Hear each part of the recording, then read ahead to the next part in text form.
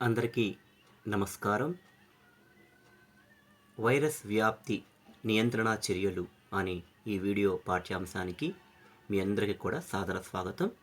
ఈ వీడియో పాఠ్యాంశాన్ని మీకు అందిస్తున్నవారు డి రాజశేఖర్, వృక్షశాస్త్ర అధ్యాపకులు శ్రీమతి గంగినేని కళ్యాణి, ప్రభుత్వ డిగ్రీ కళాశాల వినుకొండ, గుంటూరు జిల్లా. గత వీడియో పాఠ్యాంశం ద్వారా మీరు వైరస్ వ్యాధులు ఏ రకంగా వ్యాప్తి చెందుతాయో నేర్చుకున్నారు. ఈ వీడియో పాఠ్యాంశం ద్వారా ఆ వ్యాప్తి విధానాలని ఎలా అరికట్టి పంట మొక్కలను మనం కాపాడుకోవాలో తెలుసుకుందాం. నియంత్రణ చర్యలు సాధారణంగా భౌతిక విధానాల ద్వారా వైరస్ వ్యాధులు ఒక మొక్క నుండి మరొక మొక్కకు వ్యాప్తి చెందడాన్ని మనం తెలుసుకున్నాం. ఈ భౌతిక విధానాల్ని అరికట్టడానికి ప్రధానంగా మనకు దూరాన్ని పాటించడం అనేటువంటి ఒక నియంత్రణ చర్య మంచిగా ఉపయోగపడుతుంది. అంటే రైతు తన పొలంలో పంటను వేసేటప్పుడే విత్తనాలను లేక మొలకలను ఏర్పాటు చేసేటప్పుడు సరైనటువంటి దూరాన్ని పాటించి భవిష్యత్ దృష్టితో వేసినట్లయితే పంట మొక్కలు పెరిగిన తర్వాత కూడాను వర్షం పడ్డప్పుడు వేగమైన గాలులు వీచినప్పుడు ఒక మొక్కపై మరొక మొక్క అతివ్యాప్తం చెందకుండా నియంత్రించబడుతుంది. తద్వారా భౌతిక రాపిడి లేక ఒత్తిడి ద్వారా జరిగేటువంటి వైరస్ వ్యాధి వ్యాప్తిని మనం అరికట్టవచ్చు. అదేవిధంగా క్షేత్ర పరిశుభ్రత. సాధారణంగా రైతు గతంలో వేసిన పంటను తొలగించి కొత్త పంటను వేయదలిచినప్పుడు తప్పక గత పంట అవశేషాలను సంపూర్ణంగా ఆ యొక్క క్షేత్రం నుండి తొలగించవలసి ఉంటుంది. గత పంట వైరస్ వ్యాధి బారిన పడి ఉంటే తప్పక తదుపరి పంటకు కూడాను ఆ వ్యాధి వ్యాప్తి జరిగే అవకాశం ఉన్న కారణంగా లోతుగా దున్నుట వంటి ప్రక్రియ ద్వారాను, అలాగే పొలంలో ఉన్నటువంటి గత పంట మొక్కల అవశేషాలను కూకట వేళ్లతో సహా పెకిలించి లోతుగా దున్ని పూర్తి అవశేషాలను తొలగించి క్షేత్రానికి దూరంగా తీసుకెళ్లి వాటిని తగలబెట్టడం వంటి కార్యక్రమం ద్వారా పొలాన్ని లేక క్షేత్రాన్ని పరిశుభ్రంగా మార్చవచ్చు. అంతేకాకుండా ఫ్యూమిగేషన్ అనే ప్రక్రియ ద్వారా కూడా ఒకవేళ పొలంలో ఉన్న అరాకొరా మిగిలి ఉన్నటువంటి గత పంట అవశేషాలను పూర్తిగా మనము పరిశుభ్రంగా చేసిన వాళ్ళం అవుతాం.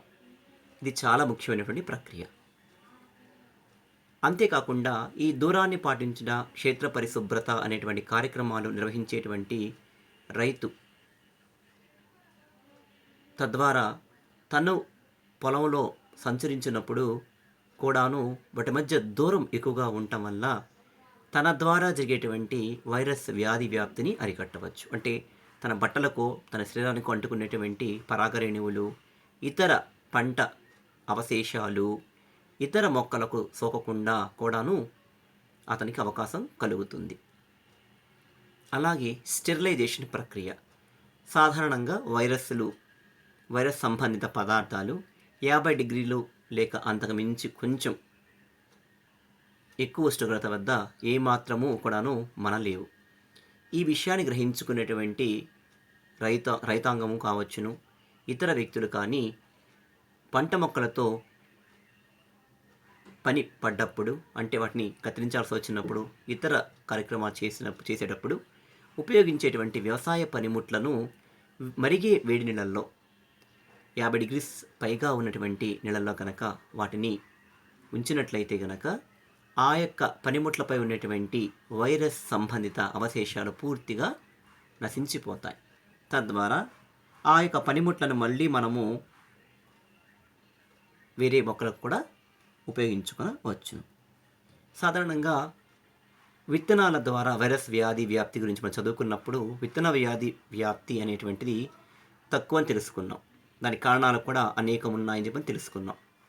ఇలా ఒకవేళ విత్తనాలలో కనుక కనిపించని స్థితిలో బాహ్య స్వరూపరీత్యా లోపల వైరస్ యొక్క నిర్మాణాలు ఉన్నట్లయితే కనుక మనం పంట వేసే ముందర ఆ విత్తనాలని కూడా మనము 35 నుండి 54 డిగ్రీల సెంటీగ్రేడ్ ఉష్ణోగ్రత వద్ద గల నీటిలో కొన్ని నిమిషాలు ఉంచినట్లయితే కనుక అందులోని వైరస్ పూర్తిగా నశించిపోతుంది.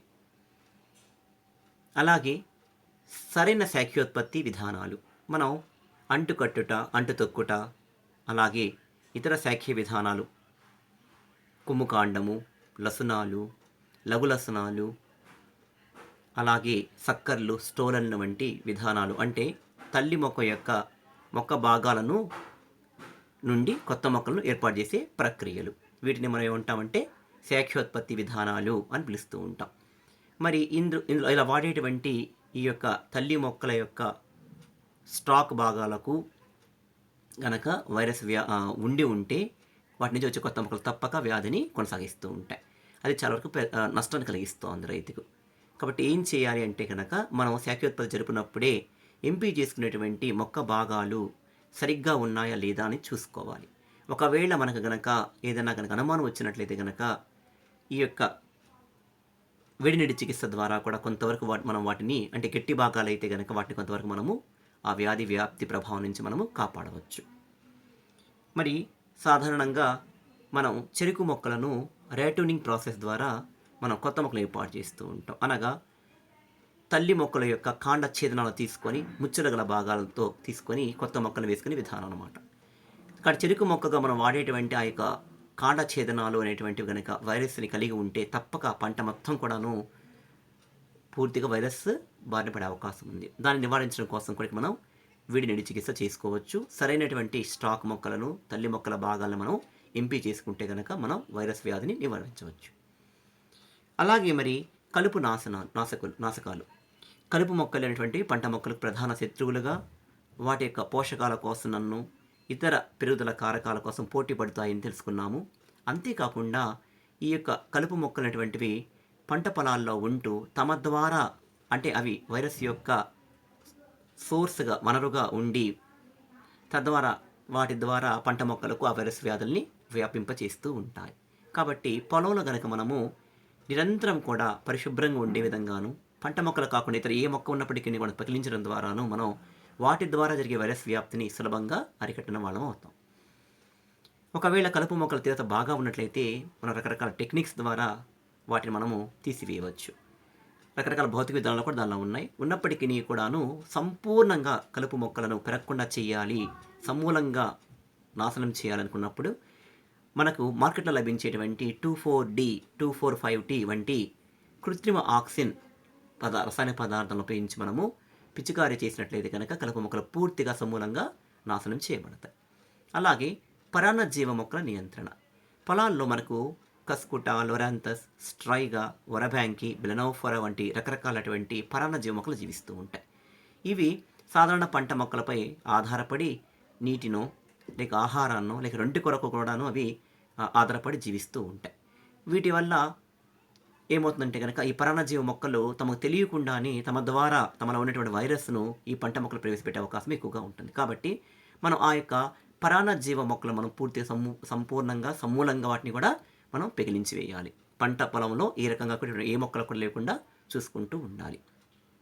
అలాగే మరొక మంచి విధానం వికిరణ చికిత్స. చాలా మటుకు మనకు పండ్ల మొక్కలపై లేక కూరగాయల భాగాలపై లేకపోతే కనుక మొక్క యొక్క శాఖీయ భాగాలపై కనుక ఈ యొక్క వైరస్ వ్యాధులు ఉన్నాయనుకున్నప్పుడు మనం సరైన రీతుల్లో అంటే వాటి మీద పూర్తి జ్ఞానం ఉన్నటువంటి వ్యక్తులు కనుక శాస్త్రీయంగా ఎక్స్రే కిరణాలను తో చికిత్స చేసినట్లయితే కనుక ఆ వైరస్ అందులో ఉన్నటువంటి వైరస్లు పూర్తిగా అంతరించిపోతాయి. తద్వారా మనం వాటిని వైరస్ లేని భాగాలుగా మార్చుకొని వచ్చును. అయితే ఈ వికిరణ చికిత్స చేయడానికి సరైన వ్యక్తి, అవగాహనతో ఉన్న వ్యక్తి, వాటిపైన సంపూర్ణ జ్ఞానం ఉన్న వ్యక్తి మాత్రం ఉపయోగించాల్సి ఉంటుంది. ఈ ఎక్స్రే కిరణాల యొక్క ఎంతసేపు మనం ఇవ్వాల్సి ఉంటుంది, ఎంత తీవ్రతతో ఇవ్వాల్సి ఉంటుంది విషయాల పట్ల సరైన అవగాహనతో ఈ పని చేయాల్సి ఉంటుంది. మరి అలాగే ఈ యొక్క స్లైడ్లో మీరు చూస్తున్నట్టు శిలీంద్ర నాశక పదార్థాలు, మరి శిలీంధ్రాలు మనం చదువుకున్నాం కదా. ఈ యొక్క ఓల్ఫీడియం బ్రాసికే అనేటువంటి ఒక శిలీంధ్రము, అదేవిధంగా పాలీమిక్సా గ్రామినస్ అనేటువంటి శిలీంధ్రాలు ప్రధానంగా ఈ యొక్క క్షేత్రంలో ఉన్నటువంటి మృత్తికలో జీవిస్తూ తమ ద్వారా అనారోగ్యకర మొక్క నుండి ఆరోగ్యకర మొక్కకు వైరస్లను అవి బదిలీ చేస్తూ ఉంటాయి. మరి ఈ యొక్క పంట పొలంలో మనము శిలీంధ్రాలు లేకుండా చేయడానికి ఫ్యూమిగేషన్ ప్రక్రియ బాగా మనకు సహకరిస్తూ ఉంటుంది. అలాగే మనకు మార్కెట్లో లభించేటువంటి రసాయనికపరమైనటువంటి ఈ యొక్క శిలీంద్రనాశక పదార్థాలు నిరేంద్రియ పదార్థాలుగా ఉంటాయి. అలాగే సేంద్రియ రూపంలో కూడా ఈ మధ్య మనకి శిలీంద్రనాశకాలు లభిస్తూ ఉన్నాయి. శిలీంద్రనాశకాలు అంటే కనుక శిలీంధ్రాలను చంపేటువంటి పదార్థాలు. వీటిని మనం ఉపయోగించి కూడా మనం ఆ భూమిలో శిలీంధ్రాలు ఏమాత్రం లేకుండా అరికట్టడం ద్వారా వాటి ద్వారా జరిగేటువంటి వైరస్ వ్యాప్తిని మనం సులభంగా అరికట్టుకోవచ్చు. అలాగే చీడ మరియు కీటకనాశకాలు, రకరకాల చీడలు కీటకాలు పంట మొక్కలు నాశిస్తూ ఉంటాయి. మరి ఈ యొక్క చీడలు కీటకాలు మళ్ళీ నులుపురుగులు కూడాను మనం చదువుకున్నాము. వీటి ద్వారా కూడా మరి యొక్క మృతికులో జీవిస్తూ ఇవి అనారోగ్యకర మొక్క నుండి ఆరోగ్యకర మొక్కకు వైరస్ని బదిలీ చేస్తూ ఉంటాయి. వీటిని నివారించే ఉద్దేశంగా మనకు రకరకాల చీడనాశకాలు కీటకనాశకాలు నిలుపురుగు నాశకాలు అందుబాటులో ఉన్నాయన్నమాట. ప్రధానంగా మరి మనకి ఈ యొక్క చీడ కీటకనాశకాలు తీసుకుంటే కనుక ప్రధానమైనటువంటివి మనకి డీడీటీ చెప్పుకోవచ్చు, అలాగే ఎండ్రిని చెప్పుకోవచ్చును, మలాథియన్, సిస్ట్రోక్స్ని సరైన పాళ్లల్లో సరైన రీతుల్లో సరైన కాలాల్లో కనుక మనము పిచికారీ చేస్తే కనుక మనం సులభంగా ఈ చీడలను కీటకాలను నులుపురుగులను నశింపచేసి వాటి ద్వారా కలిగేటువంటి వైరస్ వ్యాప్తిని సులభంగా మనం అరికట్టవచ్చు. అయితే వీటి పిచికారీ చేసేటప్పుడు ఆ పిచికారీ చేసే వ్యక్తి తప్పక కొన్ని రకాల జాగ్రత్తలు తీసుకుంటూ ఉండాలి. ఉదాహరణకు ఎలా కలుపుకునే విధానం కావచ్చును, గ్లౌజులు ధరించడం వంటి కార్యక్రమాలు, కళ్ళల్లో పడకుండా మరి ఈ యొక్క గోగల్స్ ధరించడం వంటి కార్యక్రమం, అలాగే పర్సనల్ ప్రొటెక్షన్ కిట్స్ ధరించడం ద్వారా ఈ యొక్క రసాయన పదార్థాలకు బారిన తను పడకుండా తను ఆరోగ్యంగా ఉండడానికి కొన్ని రకాల జాగ్రత్త తప్పక తీసుకోవాల్సి ఉంటుంది. అలాగే వైరస్ నాశకాలు, మరి ఈ యొక్క వైరస్ వ్యాధులను అరికట్టే ఉద్దేశ్యంగా ఇతర విధానాలు కాకుండా వైరస్ను చంపేటువంటి రసాయనిక పదార్థాలు కూడా మనకి మార్కెట్లో అందుబాటులో ఉన్నాయి. వీటిని మనం వైరసైడ్స్ లేక వైరస్ నాశకాలు అంటూ ఉంటారు. వీటిని కనుక మనము సరైన రీతిలో సరైన సమయంలో కనుక పంట మొక్కపై చల్లినప్పుడు వాటిలో ఉన్నటువంటి వైరస్ తెగుళ్ళు సులభంగా నివారింపబడుతూ ఉంటాయి. ప్రధానంగా బ్లాస్టిసిడిన్ ఎస్ అనేటువంటిది, జెంటామైసిన్ లాంటివి, యాక్టినోమైసిన్ డి అనేటువంటివి, అలాగే థయోఇరాసిల్, అలాగే మ్యాలకైడ్ గ్రీన్, జింక్ సల్ఫేటు, అలాగే 2,4-Dని కూడా మనం వాడుకోవచ్చు. ఇవన్నీ కూడా వైరస్ వ్యాధులను నివారించేటువంటి కొన్ని రసాయన పదార్థాలు. మరి వ్యాధి నిరోధక వంగడాలు, ఇది చాలా ప్రధానమైనటువంటి నియంత్రణ చర్య చెప్పాల్సి ఉంటుంది. ఎందుకంటే పంట మొక్కకే కనుక తను కాపాడుకునే శక్తి ఉన్నట్లయితే కనుక ఇతర విధానాలు ఏమీ లేకుండా మనము ఎటువంటి ఆందోళన లేకుండా కూడా చక్కగా మనం మొక్కల్ని పెంచుకోవచ్చు. సాధారణంగా మరి కణజాల వర్ధన ప్రయోగాలు చేసే శాస్త్రవేత్తలు కాండ అగ్రభాగము వేరు అగ్రభాగం ఉన్నటువంటి విభాజ్య కణజాలాలు అనేటువంటివి నిరంతరము విభజన చెందుతూ క్రియాత్మకంగా ఉంటాయి. కాబట్టి ఆ కాండాగ్ర వేరాగ్ర భాగాల వైరస్లు దాడి చేయలేవు అని నిర్ధారించారు.